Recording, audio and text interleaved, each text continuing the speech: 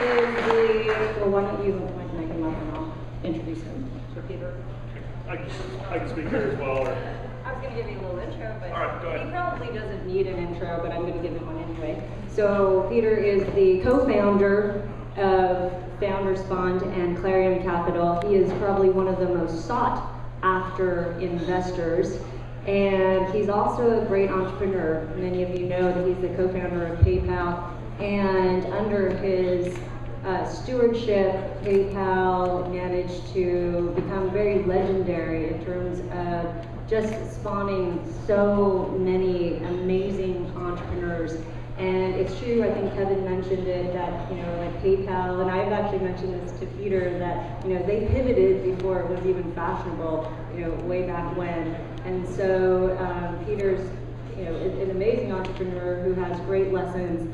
He's also a dear friend. I've known Peter since 99 or 2000 for a long time. And so please welcome Peter.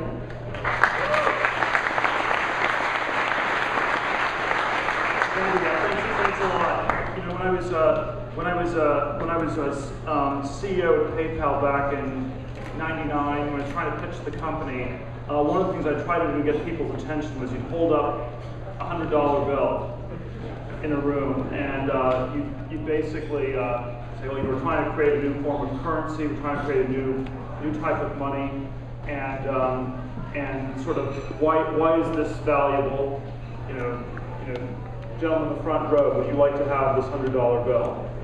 And why would this be a value to you? And it's because it's a value to other people, and it's because there's something about it where you will use it to make payments. But when you actually think about how money works, it's a very, very strange thing. It's not clear this has any intrinsic value. It's the paper it's printed on isn't worth very much. It's not clear what it really refers to and why it has value. And so as you think about about it, it's quite a strange thing. So but it seemed like in 98, 99, when we were first getting started with PayPal, that if you could start a completely new currency, this would actually be a pretty valuable thing to do. And it was sort of thinking about these sorts of big picture questions that got me involved in starting this company back in 98, 99. I think sort of the high-level advice that I think one always has to have for starting businesses is two things. And one is it has to be something that's fundamentally a good, important, big idea. And secondly, it has to be one that in the tech space people haven't really had. Or it has to be something that's at least contrarian, and so you're not competing with too many different people. And so money seems like a big thing.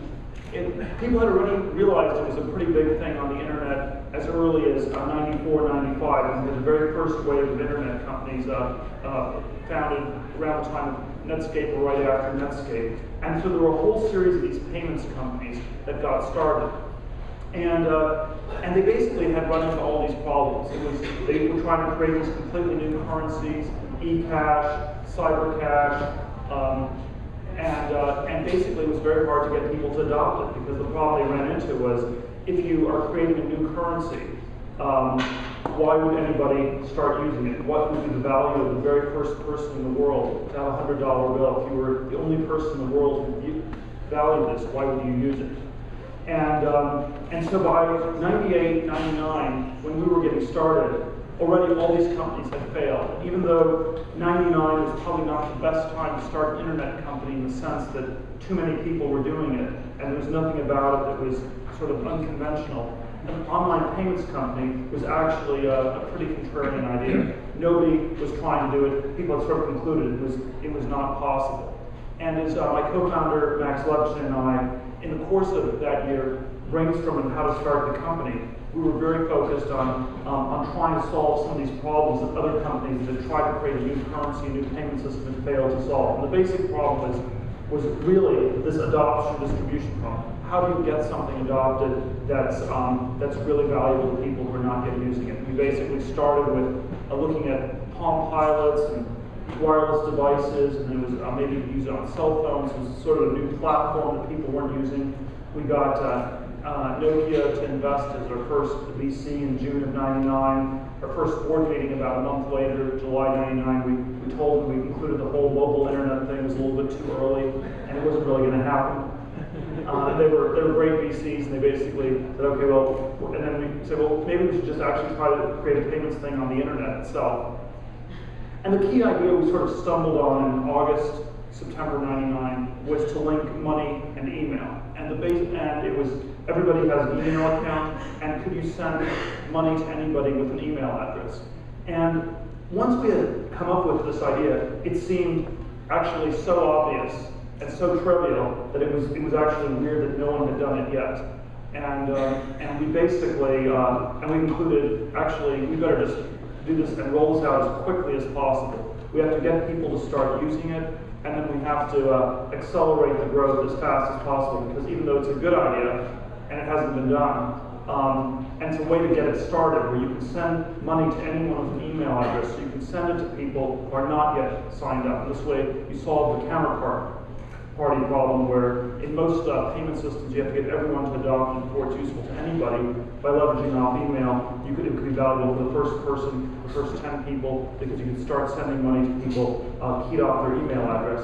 And so when we launched in October of '99 with the 24 people at our office, we basically started scaling around those people, and we decided we had to accelerate growth even faster. We had to give people $20 bonuses to sign up, $20 bonuses for everybody they referred, and basically it scaled in the course of the next, it grew at this crazy exponential pace. We got about 7% compound daily growth over the next several months, and basically by mid-November was at 1,000 users, by end of December was at 12,000, by February 3rd, 2000 was at 100,000, by mid-April 2000 was up to 1 million.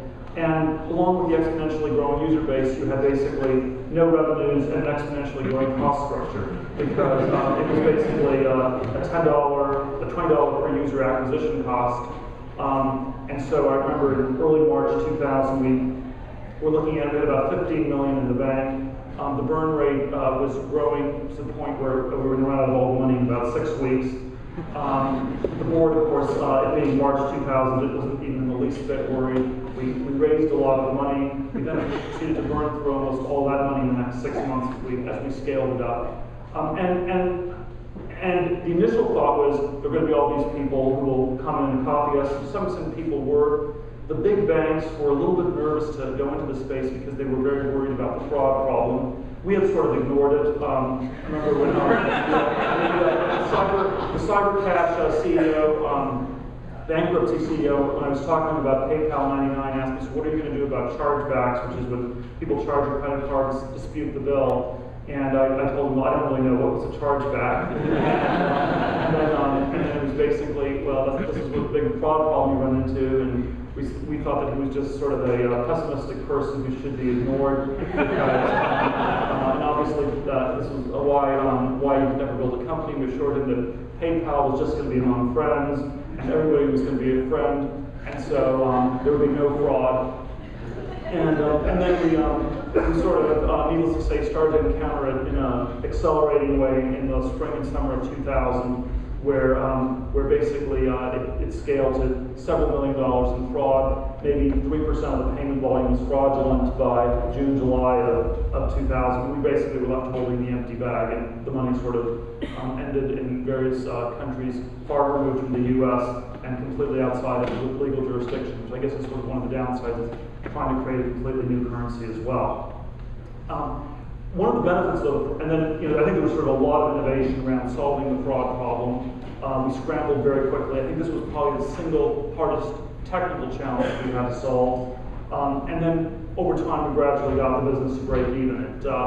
We figured out the revenue model in the fall of 2000. It's sort of it seemed like a kind of a crazy way to build a business, where you had to first scale the business and then see if you had a revenue model.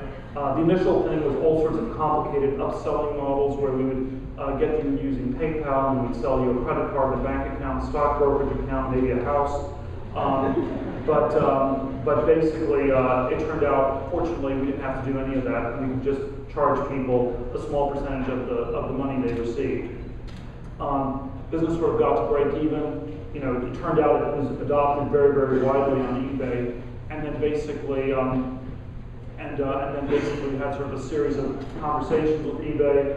I can go into sort of a lot more in some of the Q&A if people are interested, but basically, you could we could never quite agree on it because we were sort of the single company that was processing payments on eBay, and they were trying to get other people to sort of open the cash registers internally. So like eBay was like a Walmart store, and it's like it couldn't operate the cash registers. You know, a different company operating the cash registers, and they were just trying to figure out how to do that. So there was sort of there was basically any given point where they only had to figure it out once and we'd be in trouble. On the other hand, they were working with the bank, which was very scared about the fraud problem, and so there was a lot of opportunity for us to build a sizable business there in the course of 2001. The company became profitable September 2001. It went public in February of 2002. It was bought by eBay in June of 2002. And you know, I can sort of go through all the other crazy things we went through in the process of going from 4 people to about 900 people in the course of a little under 4 years. When I sort of look back on the PayPal thing, I want to end with 2 thoughts and maybe just open it to some questions.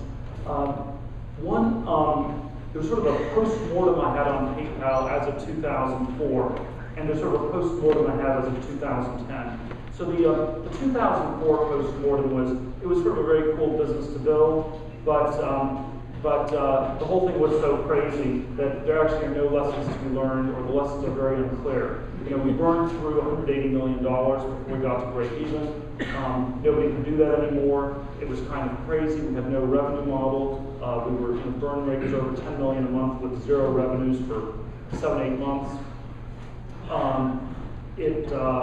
You know, there were sort of all these parts of it that one could never do again. And so the post-mortem was, you know, we should have, you know, if we did it again, you know, there were things we did right. We had a great team of people, great technologists, but you had to actually figure out a better way to get to the business model much more quickly.